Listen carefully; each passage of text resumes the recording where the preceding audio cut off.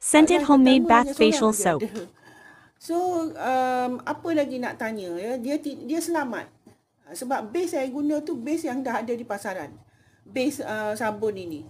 Saya bukan buat sendiri daripada zero kepada hasil sabun ni. Jadi saya ambil shortcut, saya guna base sabun yang sudah ada di pasaran, cuma saya olah lah. Saya letak warna, saya letak kilauan, saya letak pewangi, saya letak bahan utama tadi semi exfoliating punya fungsi untuk bersihkan badan seperti daun kering pokok tin dan juga Moroccan clay. So macam yang ni kan, kalau misalnya yang ni kalau nak jadikan tempahan, katalah yang ni